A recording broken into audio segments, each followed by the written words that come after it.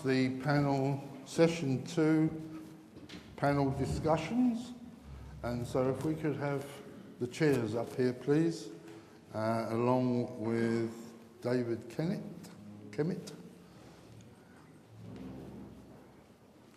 Here come the chairs.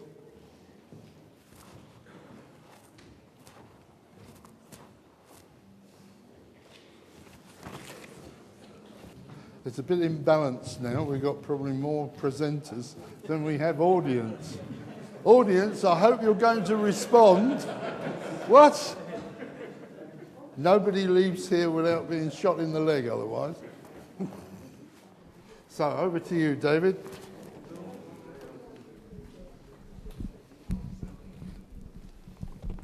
Merhaba, benim adım David Kemmett. I'm the Business Development Director for Government and Military Systems at Profen'den in Ankara. We're all manufacturers, OEMs, developers, so I'd like to thank both Roketsan and TÜBİTAK as end users and their valuable feedback because sometimes we do listen to the customers. I'm going to keep some of the questions generic, and hopefully the people that are left will give us some questions. The first one I'm going to ask the panel is, are we developing technology for technology's sake? Or is there a real demand for QV and even W-band services? Anybody? Any Good takers? question. Good question. Any satellite operators? Is there a demand for QV and W-band services? Obviously not. Well, okay. Yeah. Let me comment it in this way. For example, Q and V band, we started very, very early in the development. So as I mentioned in my presentation, we started already 2015, so we were much ahead of the market. But now I think we see the fruits. So for example, I attended the IBC trade show this year, and it was amazing that, the interest. So many people came and stopped by and involved us in discussions about V and Q band. How much of that is going to be realized, I cannot promise right now. But I can tell you, we have a multi-million euro order in-house already, so it is real. And we are convinced it is coming. So it's not because we want it, it's really there. So the demand is there? Yes, from our perspective, definitely, yes. If I can add something from the antenna side, definitely we only respond if there is a demand. There's no need to develop the antennas into a frequency that nobody can use. But there is the option to use it, and definitely you can increase the data volume of your satellite with this. So satellite manufacturers have pushed for this, have offered it to operators, and operators understood the message and have ordered satellites. So it is no question that it's going to be used. The question is certainly there, is it going to be a big thing in the future? Does everybody need that in the future? I would say no.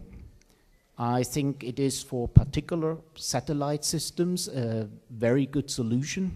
For others, it's probably not necessary or even counterproductive, as you're adding cost with these pretty high-end gateways that are required. And they need also site diversity so that you're not losing your service. So for some satellites, it is definitely not needed. In others, it makes sense. It will come, like all the things probably will come, that just reduce the cost. In satellite, we all know we're in constant competition with terrestrial networks, and that is where we need to look. And we discussed that also earlier. Hopefully we can even bridge a little bit the gap, we against the terrestrial guys. We hopefully is the terrestrial and us together in future in a 5G network.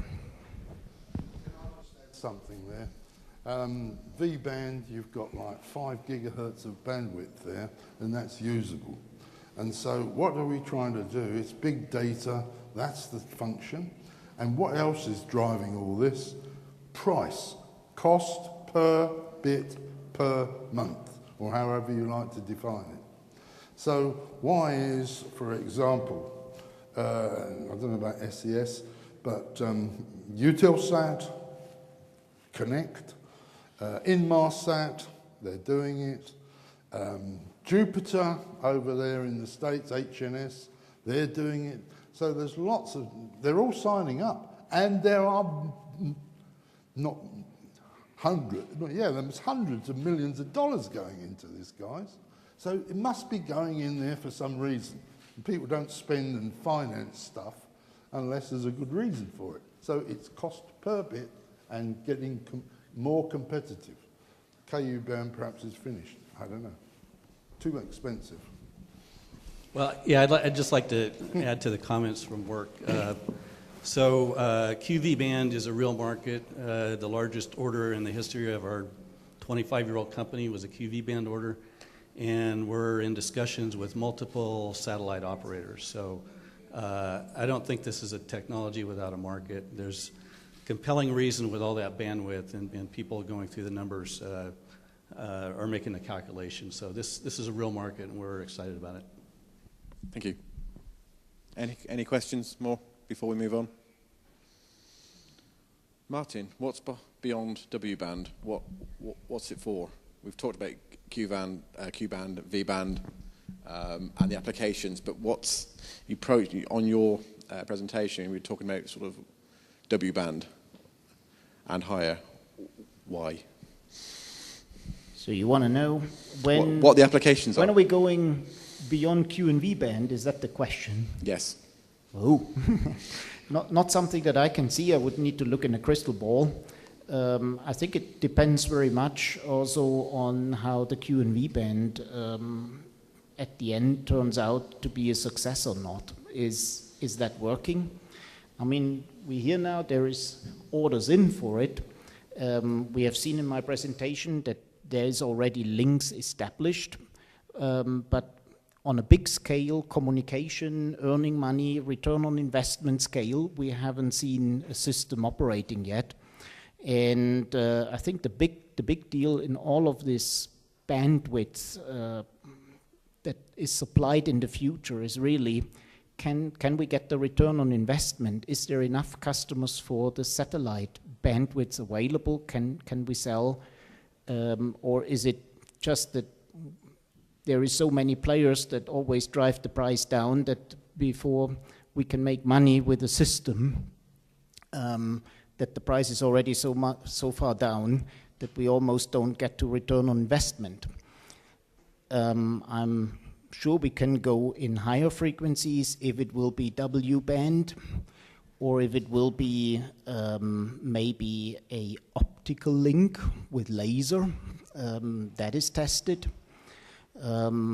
Is it inter-satellite links that will definitely come with LEO? There is a lot of ideas how to get beyond and improve bandwidth further. But if it will be W band, it's unfortunately I cannot promise that to you yet. Thank you. Okay, I'll move on. Harken. We're developing our own XY pedestal. What's been the main challenge? In fact, the main challenge was the cycloid gear, but I have a lot of nominees for the second place for our next biggest challenge. And I think it was the establishment of a firm, very reliable supplier ecosystem. Because you cannot do all the things with yourself. For design, it's okay, no problem. You can do all the design by yourself. But when it comes to production or manufacturing or testing, whatever it is, you need to rely on outsourcing. Because in these projects like that, you have three main handicaps. You don't have enough time, you don't have enough money, and you don't have enough resources. So you have to speed up the processes.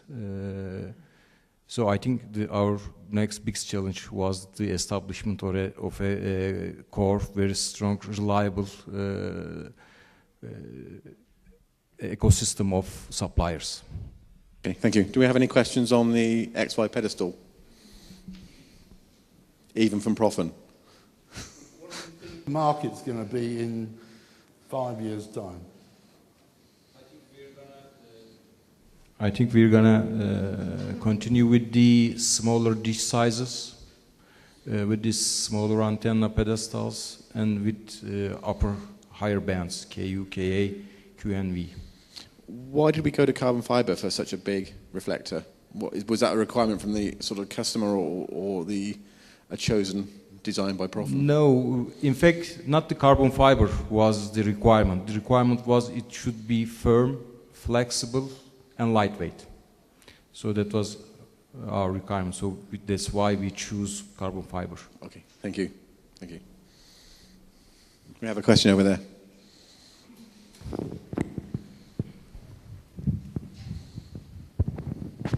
Thank you so much for your presentations. I wonder also about the XY pedestal and antenna. Does its antenna control also developed and produced by yourself? Because LEO system, LEO orbit control, antenna control is very complex. How did you decide about it? Thank you so much. Which part we also produce?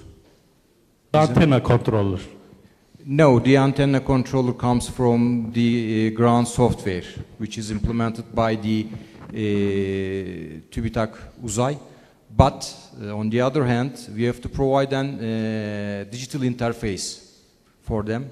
So there is a sophisticated software inside the antenna, which understands the commands coming from the ground station software and moves the antenna based on these commands. And also there is a programmable tracking mode, which is doing all the tracking by itself in monopulse. Thank you. Thank you. Okay, Andrew. On your presentation, you were talking about RF over fibre up to sort of 400 kilometres. Why? Why RF over fibre at that distance? Why not just demodulate it and run it over? There's quite a big contentious issue about digitizing the RF bandwidth.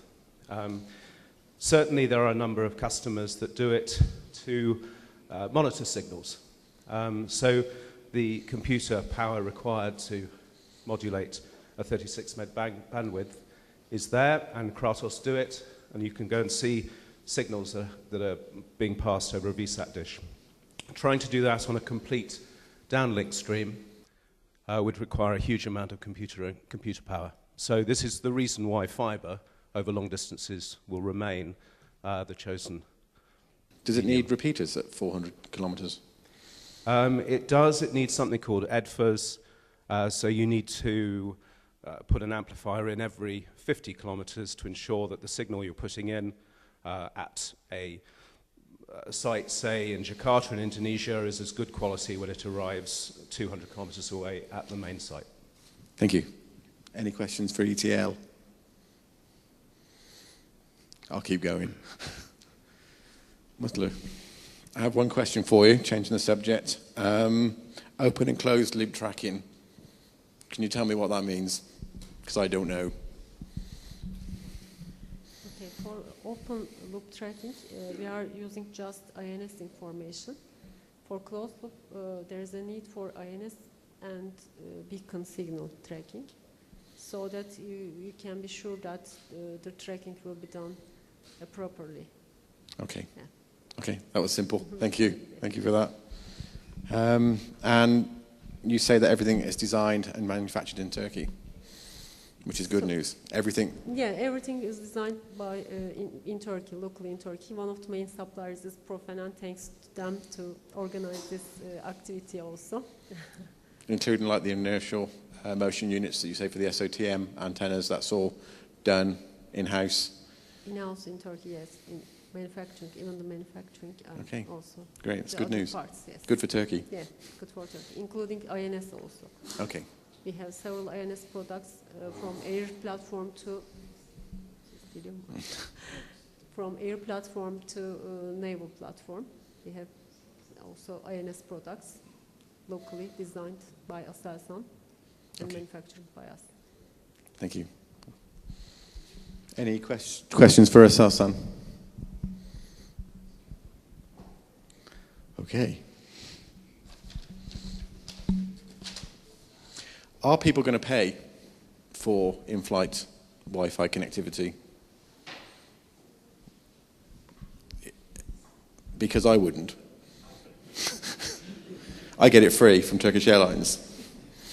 I know we're not in the aero business, but as a frequent flyer, someone's going to pay because we expect to have connectivity. And our demand for data will only increase over time. So if Delta won't pay for it, if we won't pay for it, Delta will pay for it, because if not, I will go fly with someone else. Okay. I mean, I don't need to speak for your industry, but it seems pretty obvious to me. So there is a demand. Someone will pay. Yeah, the demand is there, and the competition is there. Because it's my 3.5 hours away from the Profen'den executive team. I guess it was a plant, right? I think you're right. Someone has to pay for it. It is not a free service. It is interesting. Different airlines have different views on why they want to have in-flight connectivity. It's either differentiation, it's to buy loyalty, or it's to generate revenue, or to save cost. I mean, those are the 4 elements that they have. So some of them because of brand loyalty. In other words, you want to fly somewhere, you choose an airline that has decent connectivity. Competitive is 2 airlines fly the same routes. One has, one doesn't have, so they want to be different. Loyalty is also linked to levels of loyalty. So if you're a blue card holder versus a platinum card holder, what is coming in at the moment is what we term tiered services. So if you are on a higher tier, you either pay for it or you get it free because you're a platinum flyer, frequent flyer, but it means you get a different quality of service. So on the platforms that we have, we can certainly differentiate on devices, so we can give different qualities of service on laptops versus smartphones versus tablets. We can differentiate based on the airline's requirements, in other words, a business class passenger versus an economy. We can differentiate on loyalty levels. So we can do all of that. That's not an issue. We can even do it based on particular routes. I can tell you there's an airline that flies from Burbank, California up to San Jose. It's an hour, 50-minute flight.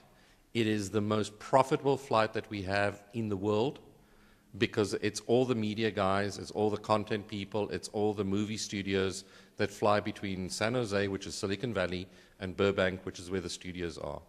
So it's not long-haul routes, it's not routes that are 5, 6, 7, 8 hours. It's short-haul routes, it's business people that travel and want connectivity. Getting back to saving of money, we are finding airlines offloading more and more data from the aircraft and to the aircraft, so you'd be surprised how many airlines and how many pilots fly without real-time weather maps. So they get on an aircraft, they have weather data current at the time they take off, but while they're in flight, other than what they can see on their weather radar, they have no idea what's coming up ahead. So when you have a connection and you can get the weather data onto the aircraft, they can fly around storms or weather patterns, it saves the airline money. They can look at prevailing wind patterns, they can choose jet streams, so instead of saying you're going to generate revenue, you save cost. And another thing that people are doing is airlines, because it's a very competitive market and the margins are very thin, They're looking at what they call auxiliary services. So it means that when you get an aircraft, you can buy duty-free, but you can buy it on the aircraft, but you can have it delivered on the ground. You can buy drinks, you can have special services. So those are all extra revenue-generating elements. So someone like Ryanair, I think, made $3 billion last year in what they call ancillary services. It's basically the money that kept the airline flying. They give you a ticket at 50 euros, but they make their money selling you beer and wine and all kinds of other stuff. Thank you, Carl. Thank you. So the San Jose flight they charged for, did they? It's Southwest, $8. Yeah, okay. So to just give you an idea, I'm sorry, I'm talking about anecdotal. When Southwest 5 years ago or 10 years ago started using in-flight, they decided to charge people $5, but you had to use a credit card. And the take-up rate, in other words, the amount of people that bought the in-flight connectivity was terrible. And so they did some homework, and they got to the $5 because that's what a can of beer cost. And so they figured out that people thought, oh, it's $5, it can't be good, and $5 is too much effort to take my credit card and pay for the service. So they increased the price to $8. And the take-up rate just went through the roof and hasn't stopped. Yeah. Sorry? Why couldn't they add it to the ticket? I mean, $5 is like paying $1,005. Nobody knows. Because many people don't want it. No, I'm getting it for free. So they added it. No, but at the end of the day, someone has to pay for that terminal installation in the aircraft. Mm-hmm. They are not cheap. This type approval stuff is expensive. The antenna costs the terminal in the aircraft, as I've been told, cost $500,000. So, where's that money going to come from? It's got to come from somewhere. And the airlines are always pleading poverty. So.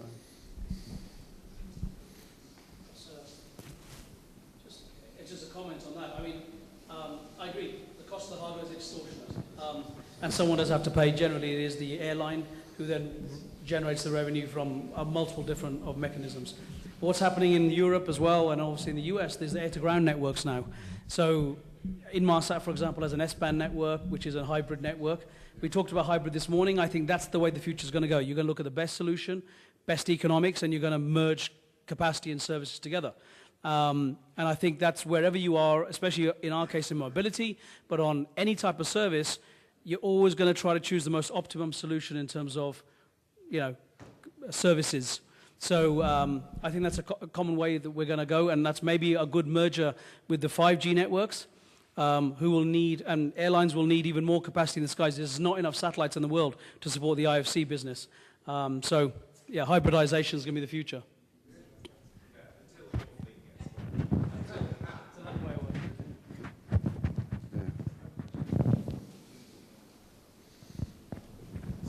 To Carl again, how does your business model work? Do you sell direct to the airlines, or do you partner with, say, the telecom operators? Like, for instance, I don't know, Deutsche Telekom for Lufthansa, something like that.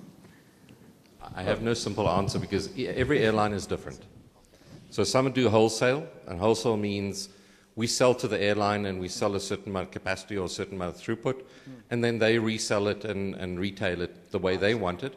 Other cases, we actually the retailer. So we actually get the airline's permission to sell the service on board ourselves. And we have some airlines which partner with telcos. And in actual fact, we've just signed the Air France deal, and our partner is actually Orange. So when you fly Air France narrow bodies in 2 weeks' time, or there'll be 10 before the end of the year, you don't actually see Global Eagle featured at all. It's all Orange and all Air France. So what I'm trying to tell you, there's no cookie cutter thing, because different airlines have different approaches. Okay. Thank you. Thank you for that.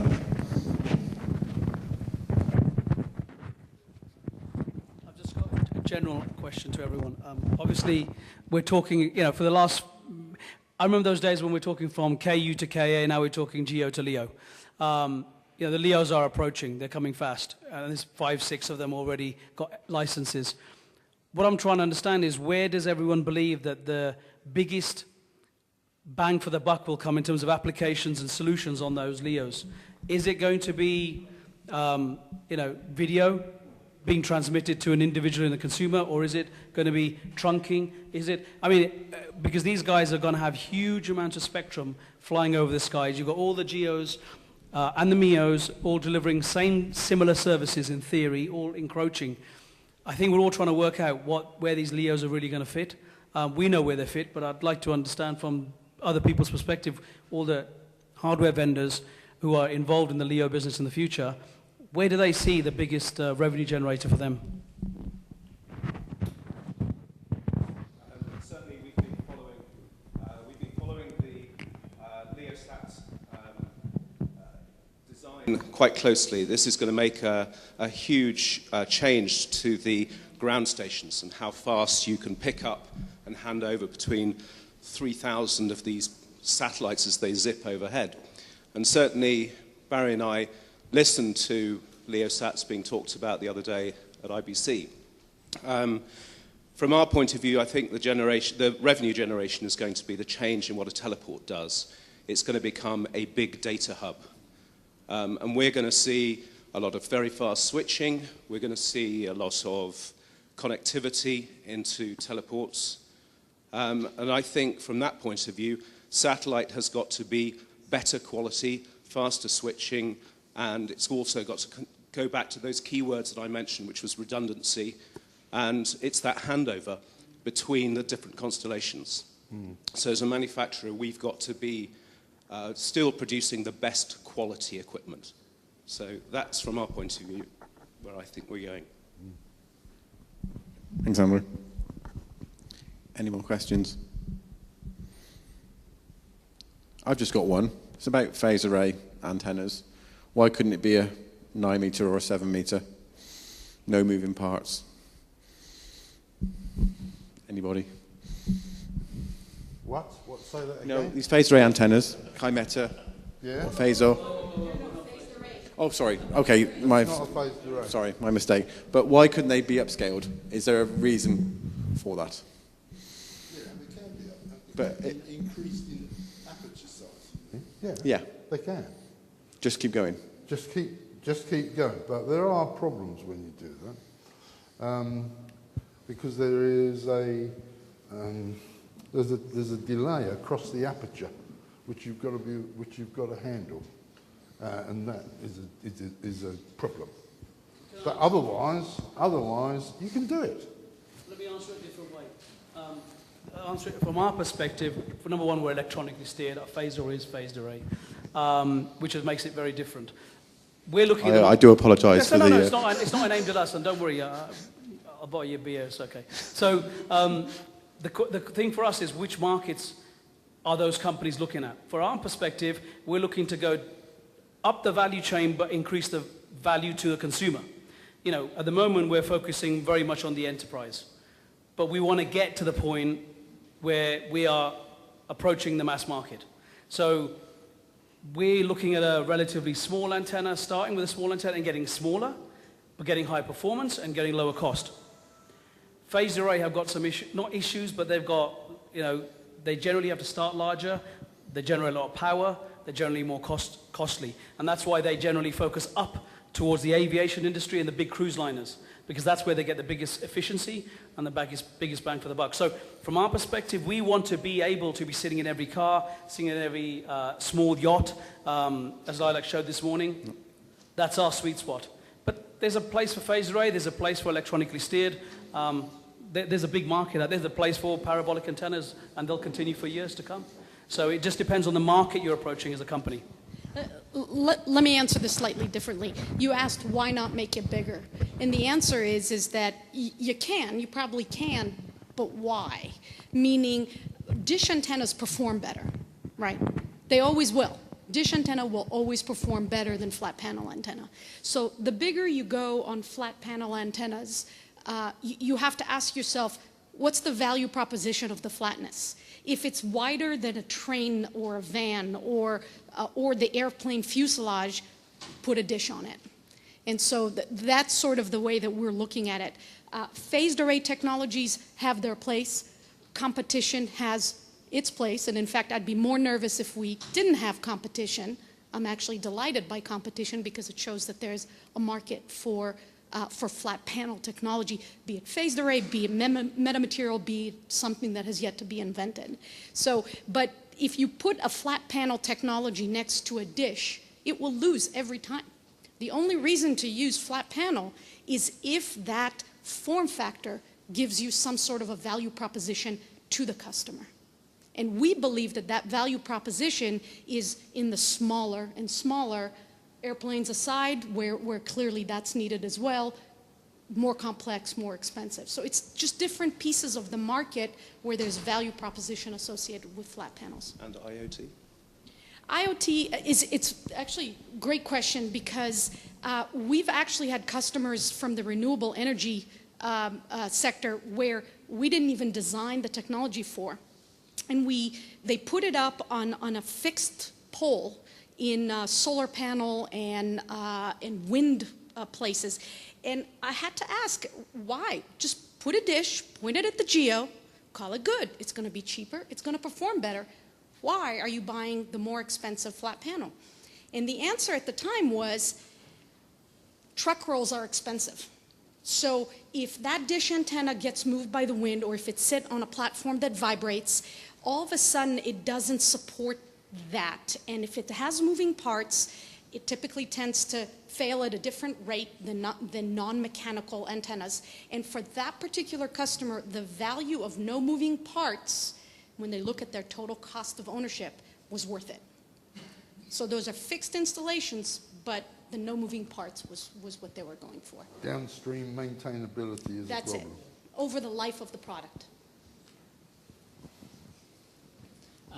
I got eventually another question. We've talked here today a lot about new LEO and MEO constellations. And I just wonder what kind of impact that's going to have on the ground infrastructure. Are we going to see more of these gateways but smaller, or what's going to happen to the ground structure?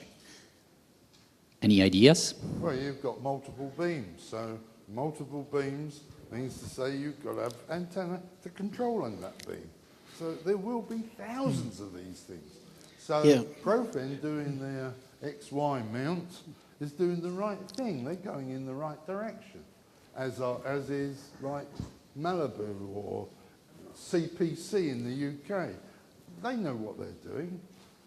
So yes, and really, LEO hasn't taken off yet. There's only one, and that's Telesat. And they've only got one satellite. But give it 3 years, there'll be thousands. And you watch the demand then. Yeah, Roman, let me answer from our perspective, as we got requests certainly for ground segment, and it's always interesting to see. It really depends on how the satellite system is designed. So if you look, for instance, at LeoSat, they have inter-satellite communication, and that was with the idea to reduce the amount of ground segment. Other satellite operators have chosen different approaches, like Telesat, for instance, that Barry spoke about.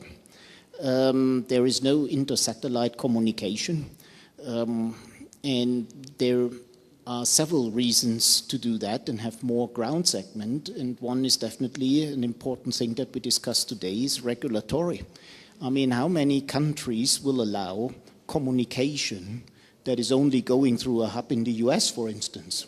I mean, do you really want that in your country? You probably better want to have your hub. And I mean, if you think about Russia and China and other big markets, India, I mean, they probably see it the same way. So you better start out and think like, if I have to do it, I can save money on the satellite if I just consider the ground segment from the outset. No, Martin, you're very correct. I mean, LeoSat, for example, I called them. I said, how many gateways do you think I'm going to sell you? 2. What? Oh no, we've got satellite-to-satellite connectivity. We don't need anything else. So you won't be selling many to LeoSat, but you may be selling a lot to OneWeb or Telesat or SpaceX, those guys. Yeah, no, that's all right. That's yeah. But just to correct you, Telesat has satellite-to-satellite communications. They use laser. Yeah, it's optical. It's optical. Yeah. Now, maybe another thing you may be interested in is, as the LEOs are typically much closer to Earth, they have a higher field strength typically, so they don't need the same size of gateways than what we see with HTS satellites, where we use 9 and 13 meter antennas typically, and sometimes we get even requests if we can go bigger than that. With the LEO, we are more looking in the range of 3 and 5 meter type size antennas. And that is one of the reasons why a lot of the XY antennas, I mean, XY antennas is not a new type of technology that is around since many, many years, but typically they were used with kind of ground sensing satellites. Göktürk is an example here from Turkey. These antennas potentially could be used, but they are just not the right ones for communication applications. So new type of designs like the one from Profen'den, or something that I had in my presentation, now even smaller as a end-user terminal maybe, that's probably what it is. So it is new type of XY antennas that we're going to see with these constellations.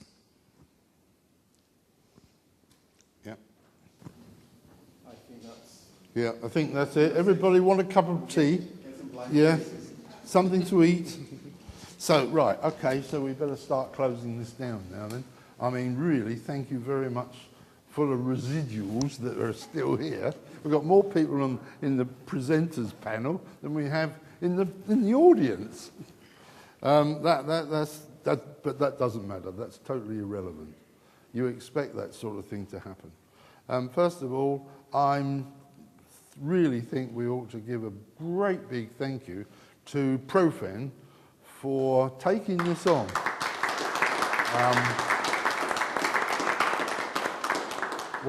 When they came along to the IBC back in September and said, "Oh, Barry, I think we want to do something similar to this," in a Turkish accent, of course,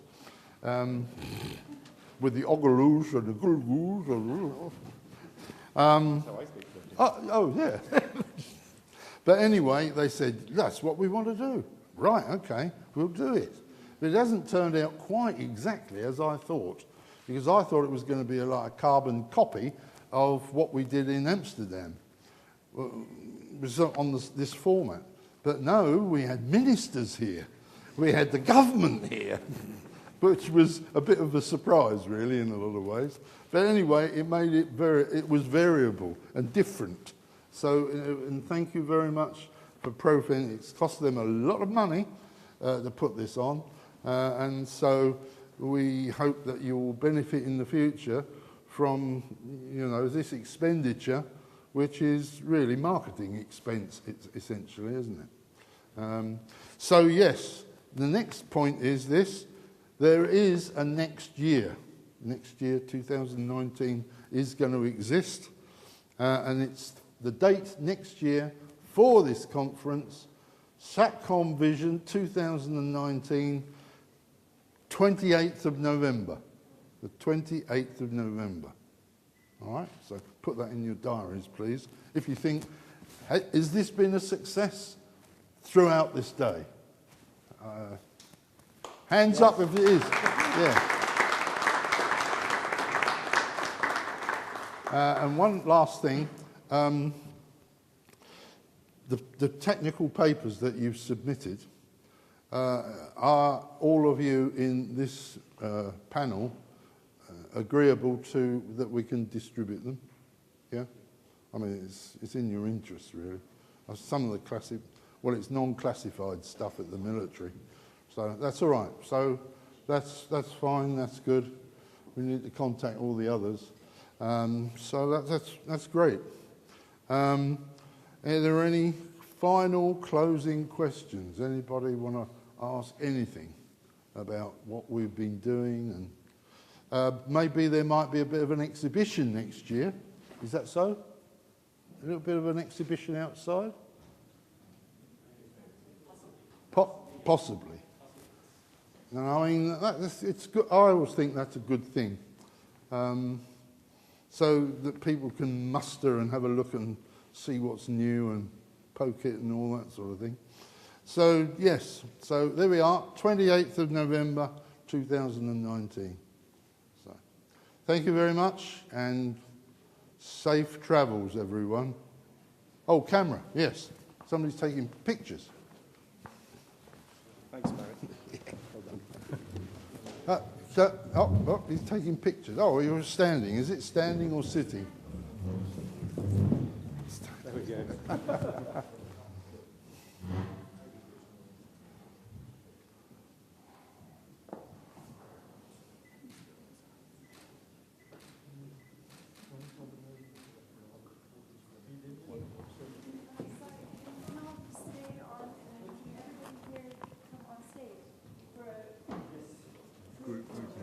Oh.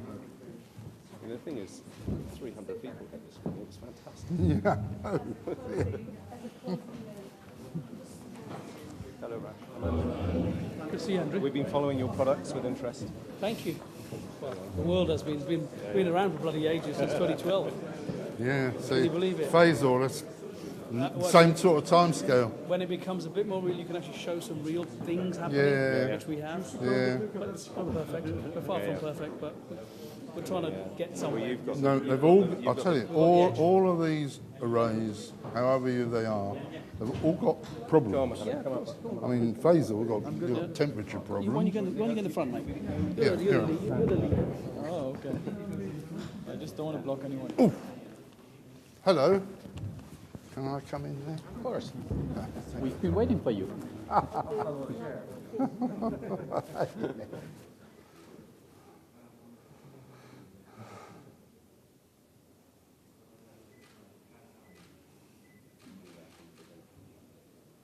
Very flashy. Well done. Right. Oh, David. Just give it to me. Yeah, there you go.